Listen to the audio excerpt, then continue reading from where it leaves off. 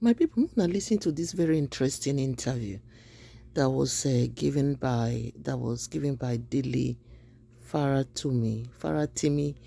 You know, before I will let you all listen to this interview, I want you all to know that I'm not against the protesters. I'm with them, and I'm not against Tinubu's policies as well.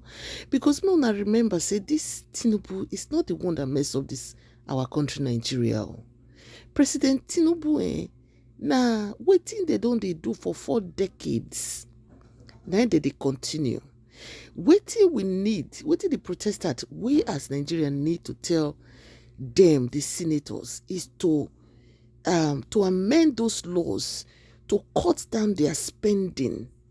The way they spend uncontrollable spending for themselves instead of spending for the nation and the citizens of Nigeria, but they tend to spend for themselves because the laws are there, that encourage them, that enables them to continue with such spending. So even a lot of economists are coming out to say this.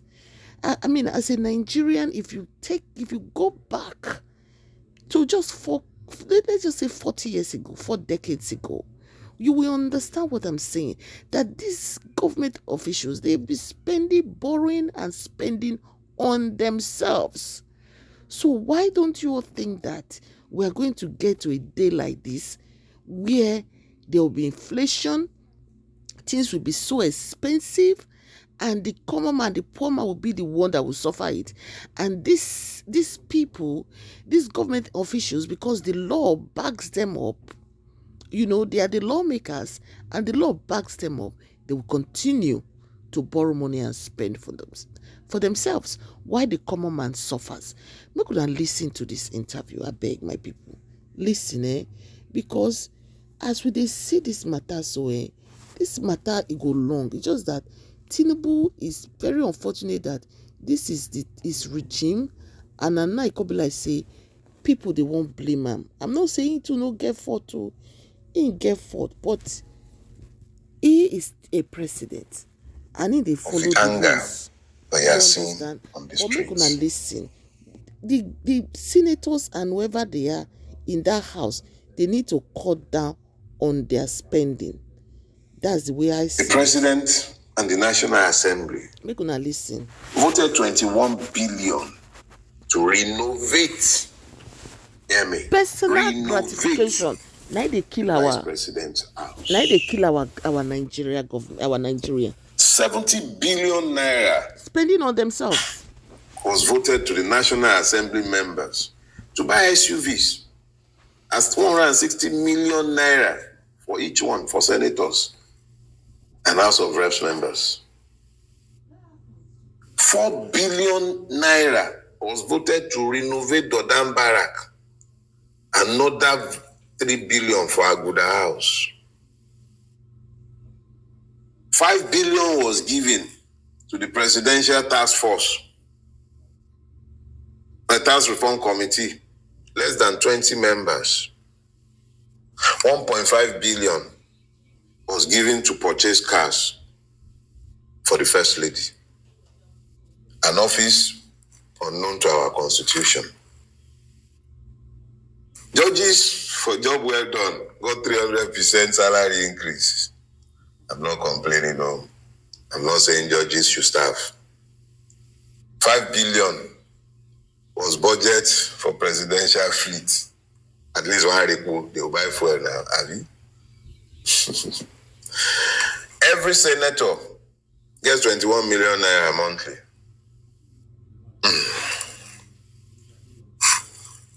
No, don't worry. I didn't forget the reps. 13.5. This government voted it. We are going to be spending 15 trillions to pave the road with gold from Lagos to Calabar. And your president's friend is the one building the road, Uncle Chagori. Yeah. Unlike when they used to go to Mina, if they wanted to speak with the occupiers of Aso Rock, these days they go to Uncle Chagori in France so that he can speak with his friend. the same one who gave him the road. And yet, we are told to calm down. We are told to calm down. Where is the money taken from the subsidy? If you say there is no more subsidy, but then we now know that there is subsidy.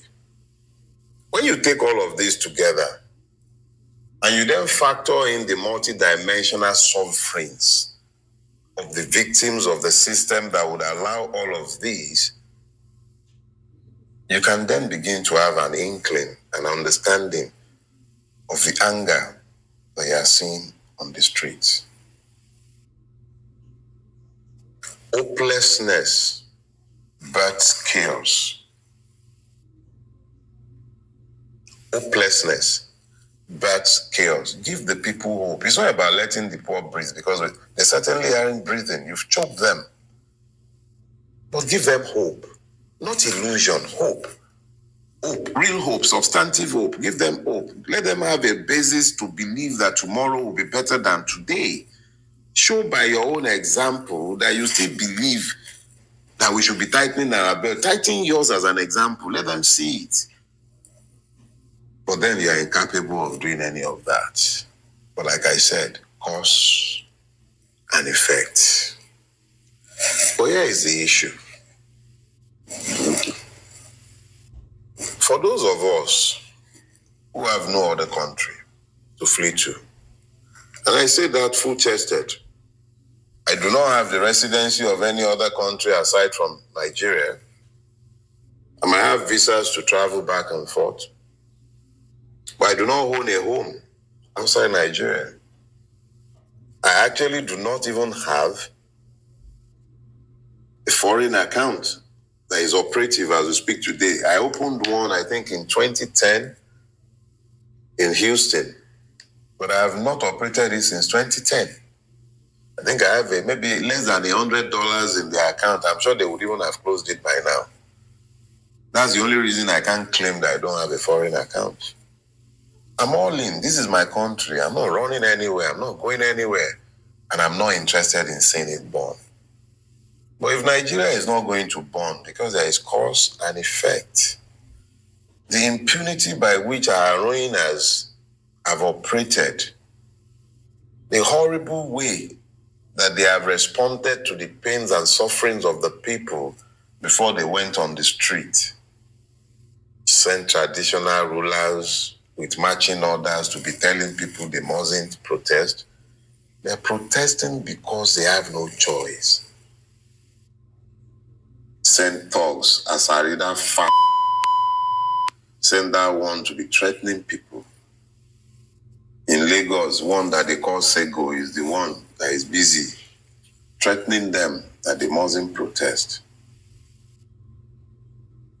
The Nigerian Christian church, then the Nigerian church, oh, shame on you all. Oh yeah, sorry, there are one or two exceptions. It would be unfair to Pastor Sam Ayedogbon, for instance, to count him amongst that number. Shame on you all. There are exceptions, but shame on you all. You can't speak to demand justice before this mess broke out, and you have no credibility to sue for peace. You have no credibility because you are part and parcel of the mess. And that goes for you, the Muslim clerics as well, and even more shame on the traditional religionists. We can't even find one of you who will come out and speak against the abomination to which your spirituality, quote and unquote, has been pressed. I have never believed that our situation can be resolved by protests, because we do not have listeners in government. They are and. But the protests are started. I have no single word of condemnation for those who have decided that their only recourse is to protest. They tried doing it with their votes. Their votes didn't count. Okay, so elections are over. Who is not feeling the pain now? All of us are feeling the pain. All. Bulaba, Batidiots, articulated, obedience, revolution. Everybody is feeling the pain. We all go to the same market. Yoruba, Igbo, Hausa, Fulani. Everybody is feeling the pain. So you've managed to unite the people with hunger. The genie is out of the bottle. All right. So now we have a president. In the midst of crippling, grinding, biting inflation. My people, please share this video, share and subscribe to my YouTube channel. Once again, my name is Patience, and this is Patience Vlogs.